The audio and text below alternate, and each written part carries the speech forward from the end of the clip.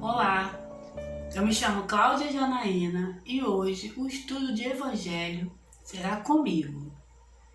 Então, vamos fechar nossos olhos e agradecer. Senhor, muito obrigada pela oportunidade de estar aqui hoje e poder, Senhor, levar o seu Evangelho, a sua palavra, a sua conduta a todos aqueles que necessitam, assim, estar ao lado de todos nós neste momento, aqueles que acabaram de chegar para assistir esse estudo e aqueles que não puderam estar aqui. Muito obrigada, Senhor, por fazer de mim um instrumento de vossa paz, de poder levar conhecimento e atrair conhecimento para o meu espírito neste momento. Obrigada por tudo, Jesus, querido, Mestre, que nos deixou tantos ensinamentos e que mostrou que o caminho está aí e que nós devemos apenas segui-lo. Que assim seja, graças a Ti, Senhor. Então, meus amigos, agora eu vou explicar para vocês que nós iremos estudar o Evangelho segundo o Espiritismo. Mas antes de iniciar o capítulo, eu gostaria de deixar aqui para vocês uma mensagem do livro Fé, de Francisco Cândido Xavier e Carlos A. Bacelli. É o capítulo 5. Antes de nós iniciarmos o Evangelho, eu gostaria de dar esta leitura para vocês, que é uma grande reflexão, e informar que o capítulo que iremos estudar hoje, ele é curtinho, então nós iremos analisá-lo frase a frase, bem pouquinho para poder entrar com todo esse conhecimento em nossos corações, ok? Então vamos lá. No capítulo 5 deste livro, Fé, diz o seguinte: Caridade da luz. Tanto quanto possas, abre a tua mão na direção dos irmãos menos favorecidos da jornada. Reparte o farnel das facilidades com que a providência divina te coroou, os esforços com os amigos que a provação da penúria assinala. Aprende com Jesus a difícil ciência de não dizer não aos que, de coração constrangido, batem as portas da tua generosidade. Aqui é o pedaço de pão, ali é a peça de agasalho, além é o remédio de que carece a criança para furtar-se às garras da morte. Toda dádiva que estendas é bênção de Deus, materializada por tuas mãos. Dado o que te sobra, porquanto o que te sobra não te fará falta. No entanto, não te esqueças também dos que, embora não careçam dos que tens, estão a rogar-te algo do que és. E a sublime caridade da luz, partindo do seu coração incendiado de amor, falará de alegria, esperança e fé aos indigentes dos bens espirituais. Detém a passo apressado e dedica pelo menos 1 minuto do largo tempo que dispões diariamente a falar do bem aos que esperam as notícias do Pai. Irmão José.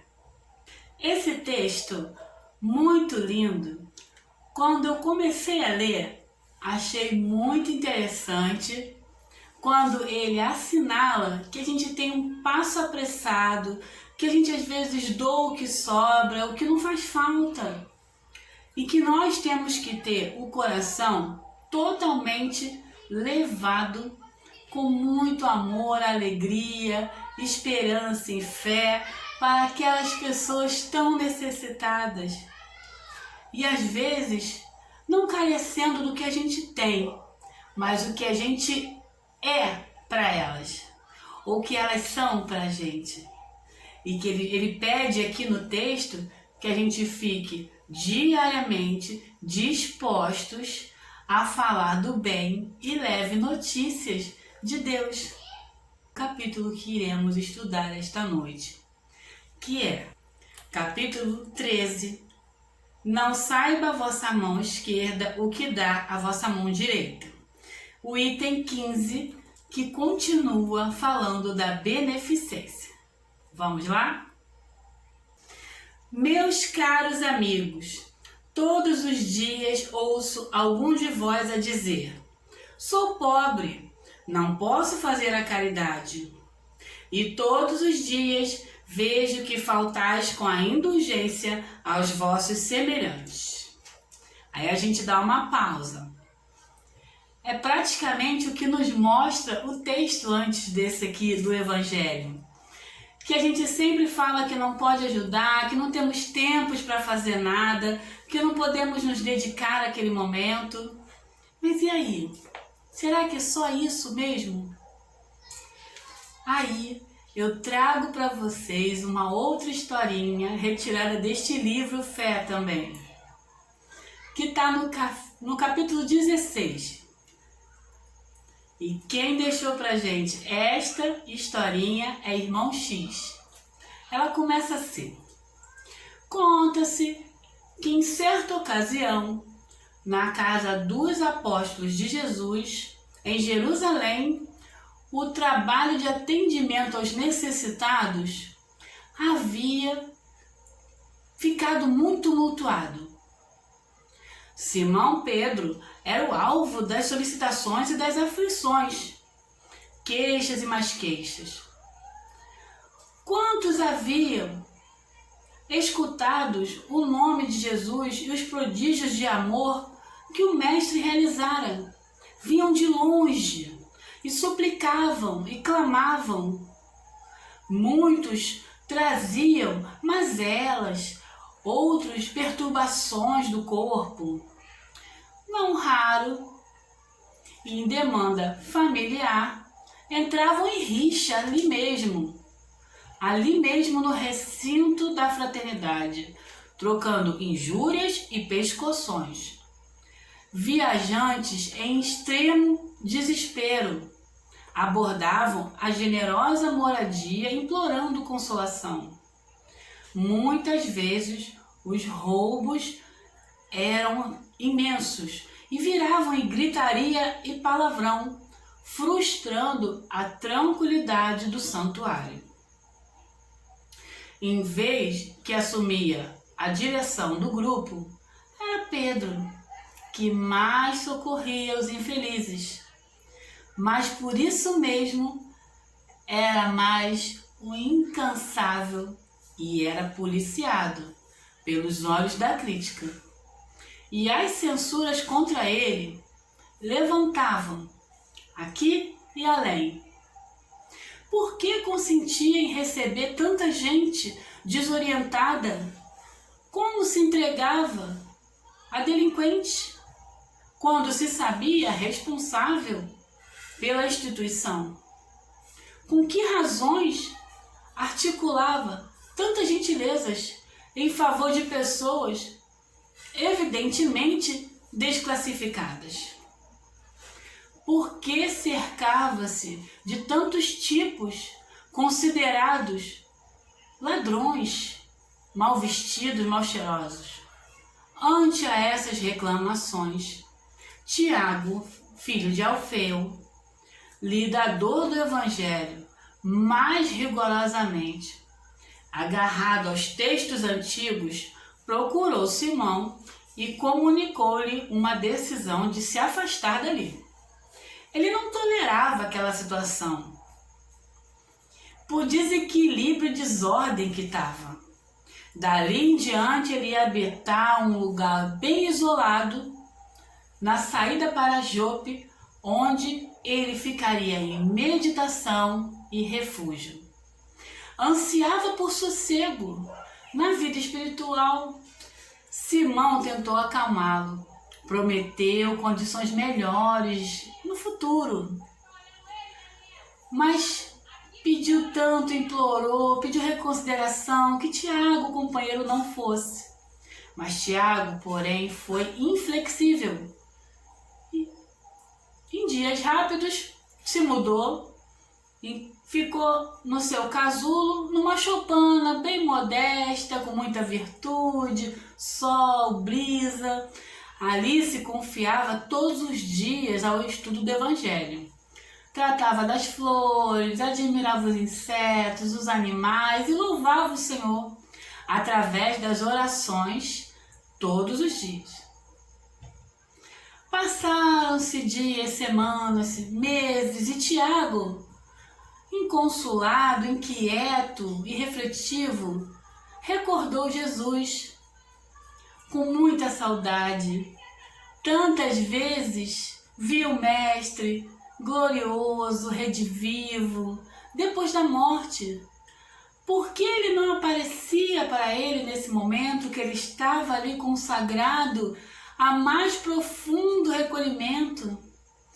Ele não se achava ali plenamente disponível entre o silêncio e a oração?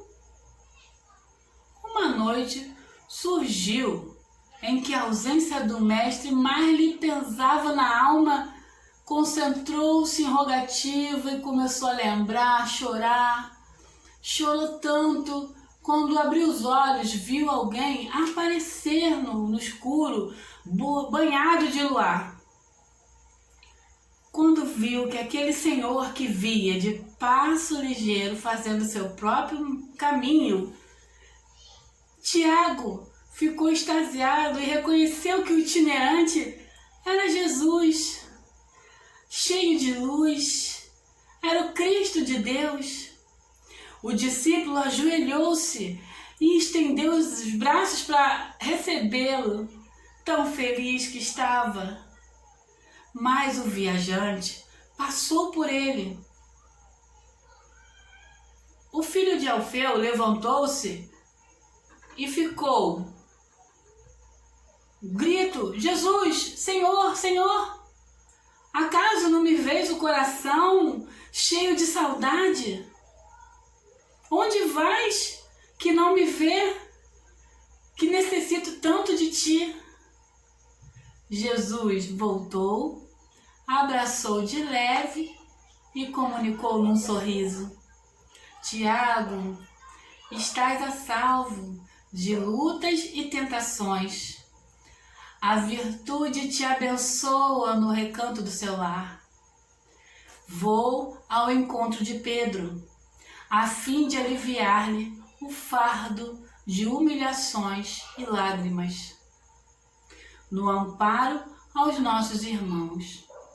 Dito isso, o celeste benfeitor prosseguiu viagem. Tiago, entretanto, naquela mesma noite, reuniu todos os seus pertences, colocou nos braços e retornou ao local de Pedro. Bateu a porta, que abriu acolhedora, e abraçou Pedro, que lhe veio ao encontro, e pôde só dizer: Pedro, estou aqui. E quando nós, irmãos, seremos tocados, mas não necessariamente pelo Cristo, mas sim pela vontade de seguir os seus passos, de seguir realmente o que Ele pediu, com o seu amor, com a sua benevolência, a sua indulgência para com os irmãos mais necessitados. Quando deixaremos de estar no consolo do nosso lar, refletindo, louvando, orando, enquanto aqueles que precisam de nós pedem, clamam por ajuda?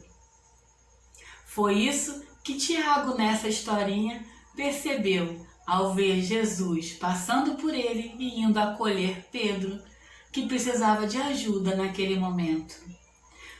Não era o lugar de meditação calmo que Tiago precisava, era pôr a mão na massa que Tiago precisava. E foi o que ele fez, e foi o que Jesus espera de nós.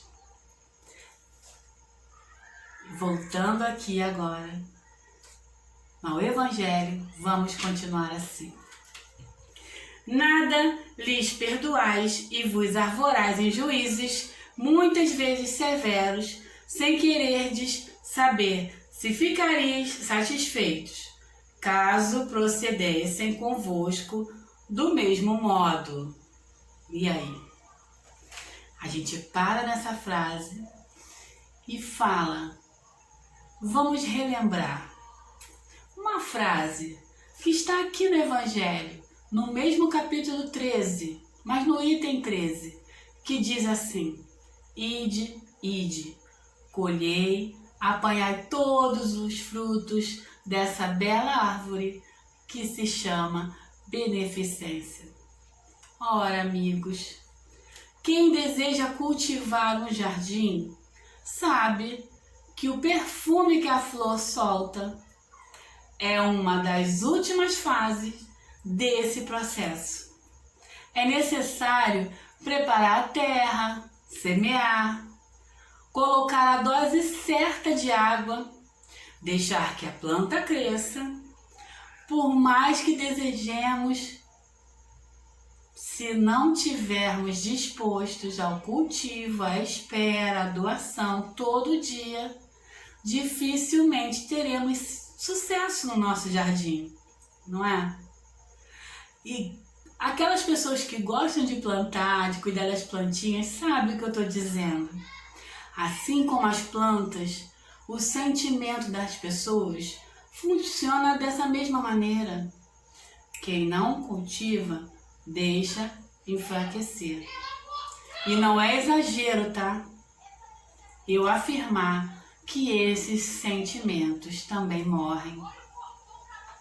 Para ter relacionamentos duradouros, jamais esqueça de cultivá-los. Diga para todos o quanto eles são importantes para nós, para você. Como uma pessoa espera muito ouvir isso. Prepara uma surpresa para quem você se importa. Um sorriso, uma lembrancinha, uma folha com palavras bonitas. São formas de lembrar as pessoas o quanto elas são importantes. Então, cultivemos isso. Isso é doar-se. Isso é usar a indulgência. Voltando ao Evangelho. Tem uma pergunta agora, ó. A indulgência não é também caridade? E aí, pessoal? Como a gente analisa essa pergunta dando uma resposta bem precisa? Filósofos e românticos afirmam que os olhos são as janelas da alma. É verdade, gente, que através do olhar podemos compreender muito sobre uma pessoa e o momento que ela atravessa, sem muitas vezes não utilizar palavras para isso. Somos capazes de ver os interesses, as emoções, os sentimentos, através de quê? Do olhar. Podemos perceber num olhar quando há tristeza, desânimo, alegria, dor. Podemos também notar momentos positivos e negativos, maliciosos, bondosos, bem como sentimentos de encantamento, vitória. Por mais que as palavras tentem disfarçar, mostrando o contrário, o olhar, com certeza, costuma entregar o que se passa aqui dentro. Então, gente, muitas pessoas sabem que quando a gente está mal, só o nosso olhar caído, triste, já nos revela isso. Imagine o tamanho da força que tinha o olhar de Jesus. Para quem deixava cruzar, se permitia observar, olho no olho, com a fé. Imaginemos o magnetismo daquele olhar que era a maior expressão do amor de Deus já materializada na Terra. O olhar sereno de quem tem ciência de todos os ordens, todos os orbes, das leis naturais, da sabedoria. Um olhar seguro de quem sabe tudo e ainda assim é humilde. Jesus pede a todo momento que nós tenhamos olhos de ver. Ele não se refere aos olhos físicos, mas sim os olhos do Espírito. E esse olhar que ele nos pede é um olhar de sensibilidade para notarmos a sensibilidade do outro.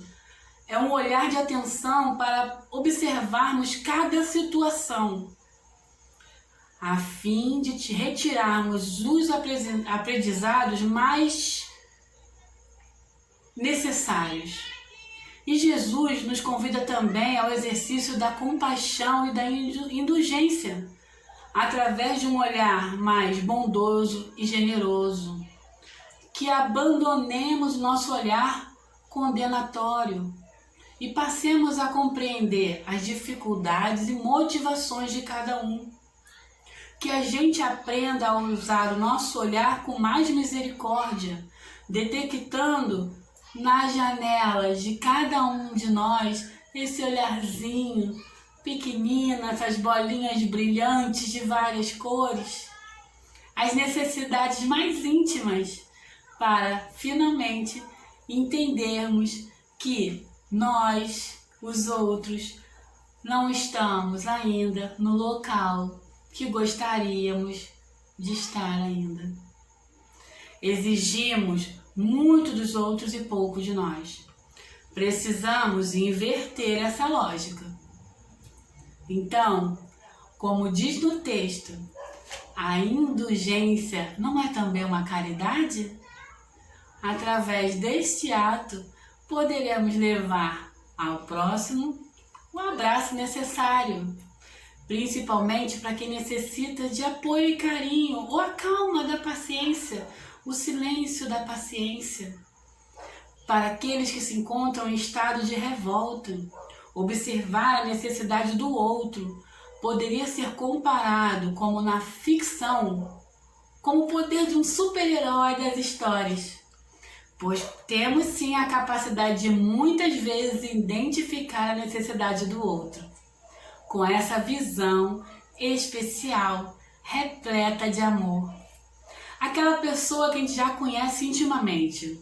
Por exemplo, muitas pessoas me conhecem só de olhar para mim e sabem se eu estou bem, se eu estou mal. Assim como muitas pessoas que eu conheço, só de olhar para elas eu sei que ela está bem.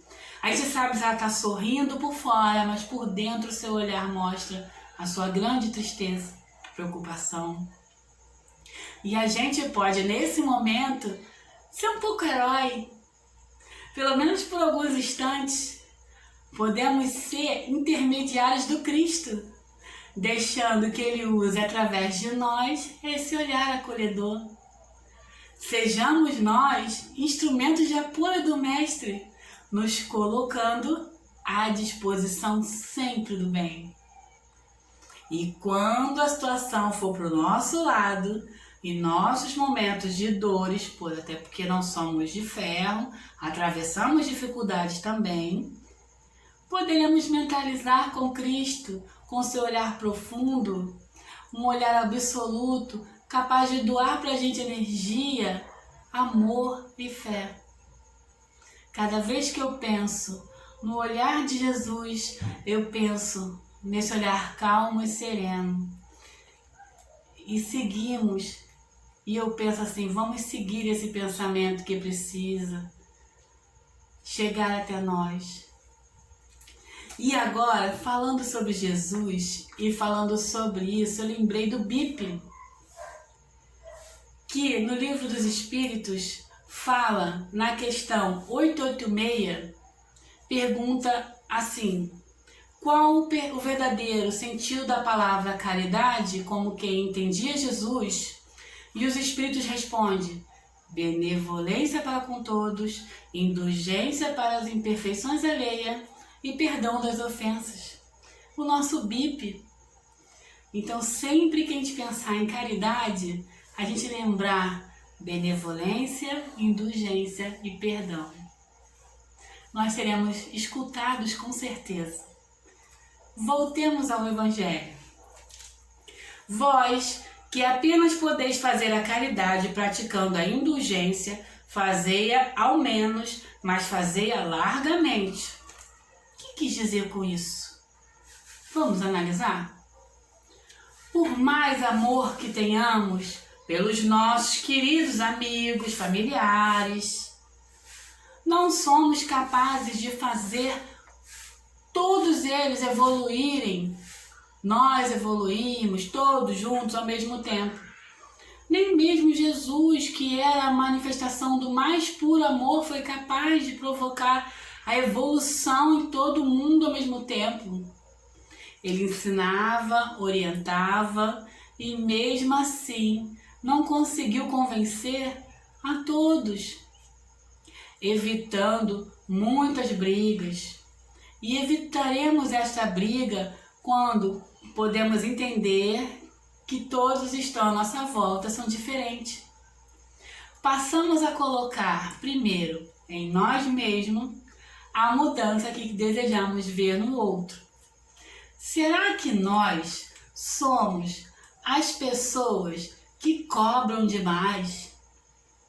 Como exigir se nem mesmo nós somos aquilo que desejamos ser ainda?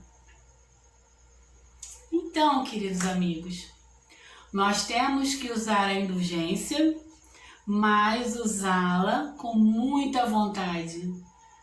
Porque isso já é um passo gigantesco para se tornar, como diz o texto, de um jeito largo, fazer largamente. Aí a gente continua o capítulo assim. No que respeita à caridade material, vou contar-vos uma história do outro mundo. Aí tem uma historinha que eu adorei. Olha só. 2 homens acabavam de morrer. Deus havia dito: enquanto esses 2 homens viverem, colocar-se-ão em sacos diferentes as boas ações de cada um deles, para que sejam pesados por ocasião de sua morte. Então, a vida toda eles foram colocando as suas boas ações num saco, para quando eles morressem, for pesado. Quando ambos chegaram aos últimos momentos, Deus ordenou que lhe trouxesse os 2 sacos.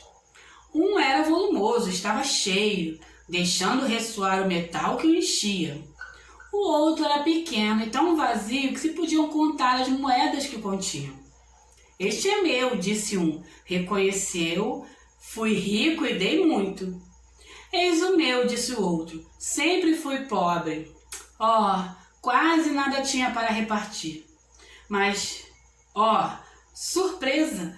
Postos os 2 sacos na balança, o mais volumoso se revelou leve, mostrando-se mais pesado e o pequeno, tanto que se levou muito o primeiro no prato da balança. Deus então disse ao rico: deste muito, é certo, mas deste por ostentação e para que o teu nome figurasse em todos os templos do orgulho, e ademais, dando, de nada te privaste. Vai para a esquerda e fica satisfeito por serem contadas as tuas esmolas para alguma coisa. Depois disse ao pobre: tu deste pouco, meu amigo, mas cada uma das moedas que estão nesta balança representa uma privação para ti. Não deste esmolas, entretanto, praticaste a caridade, e o que vale muito mais, fizeste a caridade naturalmente, sem refletir que isto te fosse levado em conta. Foste indulgente, não julgaste o teu semelhante, ao contrário, desculpaste todas as suas ações. Passa à direita e vai receber a tua recompensa. Um espírito protetor, Lyon, 1861. Aí eu volto um pouquinho o texto e vou explicar para você quando ele fala: foste indulgente. A gente falou esse texto todo do capítulo 15, do item 15, sobre indulgente. Vamos saber por quê? Aí eu fui lá no Google buscar que indulgência é a disposição para perdoar culpa e erros. É a absolvição das ofensas, é saber verdadeiramente desculpar, clemência, a tão falada misericórdia, dita por Jesus durante o Sermão da Montanha. Quem lembra? Está registrada em Mateus capítulo 5, versículo 7. Bem-aventurados os misericordiosos, pois que eles alcançarão a misericórdia. Queremos sim receber a misericórdia.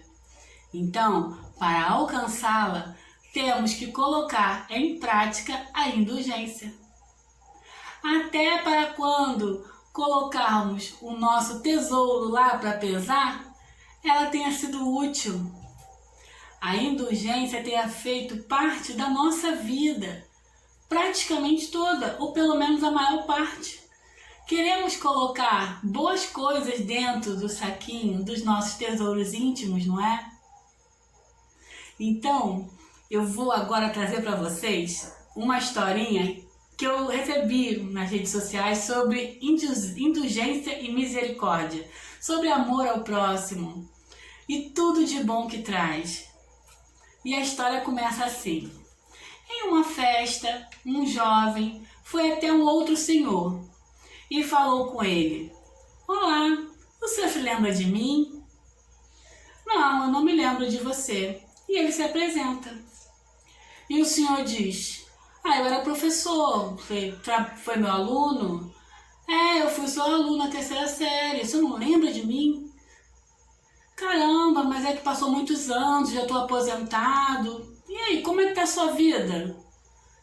Aí o rapaz disse: "Eu me tornei professor." Aí ele: "Uau, igual a mim? Mas o que inspirou você a ser professor?" E o rapaz respondeu: "O que me inspirou a ser um professor foi o senhor." Aí o senhor responde: "Eu? Mas como eu pude inspirar você a ser professor?" Aí o rapaz respondeu assim: "É que eu tive um impacto muito grande sobre o senhor em mim. Aí eu percebi o impacto que eu poderia ser para os meus alunos, para as crianças, decidi entrar para a educação." Aí o senhor: "Nossa, que tipo de impacto que eu tive?" Aí o rapaz disse: "Eu vou te lembrar, mas eu tenho certeza quando eu começar a contar o senhor lembrará da minha história. Um dia, um dos meus amigos ganhou da família um lindo relógio de pulso. E era o que eu sonhava para toda a minha vida e eu não podia comprar um. Então, eu decidi furtar o relógio dele. Ele guardava na mochila e eu fui lá e peguei o relógio e o roubei. Ele veio para a aula, percebeu que tinha sido roubado e disse: "Alguém roubou o meu relógio." E foi reclamar com o professor que alguém havia roubado o seu relógio. Então, o professor se levantou e disse: "Quem quer que tenha roubado o relógio deste menino, por favor, devolvam." Eu estava muito envergonhado e não queria devolvê-lo, então eu não devolvi. Aí o senhor trancou a porta e disse: "Eu vou ter que colocar todo mundo numa fila e esvaziar os bolsos e os pertences para recuperar o relógio." E foi o que o senhor fez.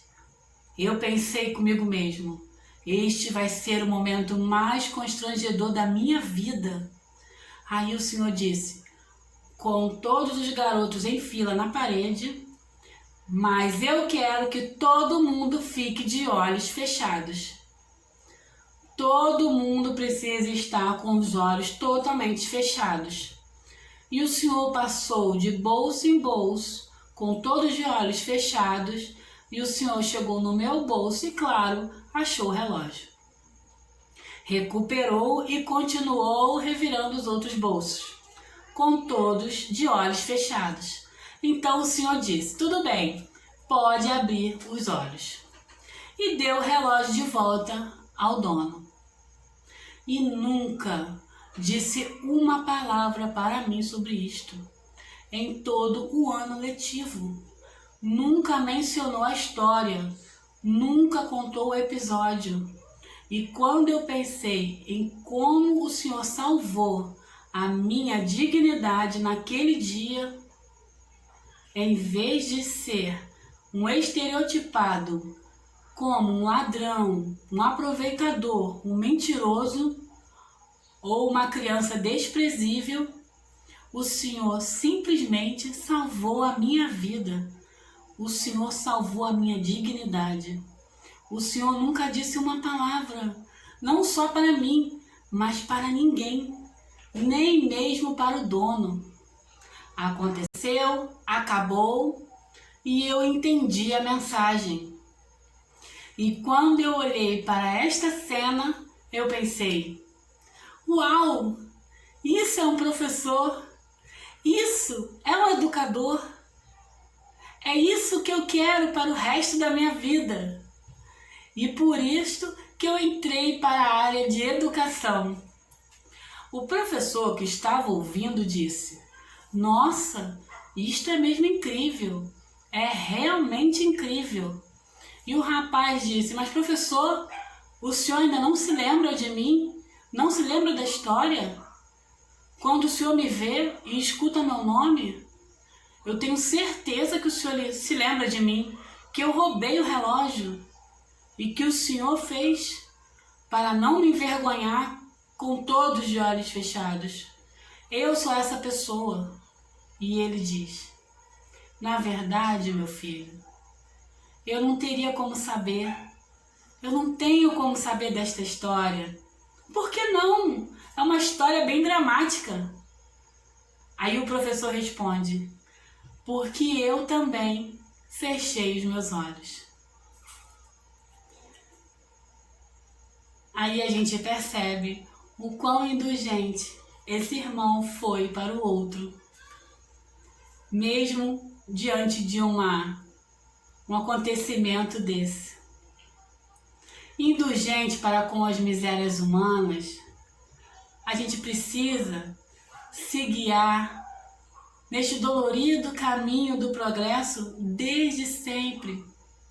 O Cristo sabe disso e aceita as nossas imperfeições, compreende com misericórdia. Jesus jamais se irritou ou desanimou em momento algum. Nunca demonstrou cansaço ou perturbação. Evitou ser ríspido e abusivo, atos tão comuns ainda hoje como naquele tempo. Além disso, o Mestre jamais necessitou da indulgência de ninguém.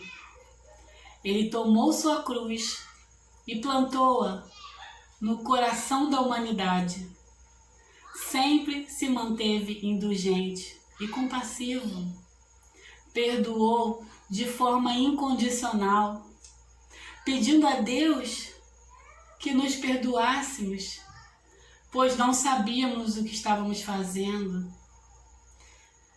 Derramando, mesmo sofrendo, seu imenso amor, exemplificou ao máximo com seus atos, indicando com sua frase notória, que eu falo agora aqui, e nós guardemos depois desse estudo: eu sou o caminho, a verdade e a vida.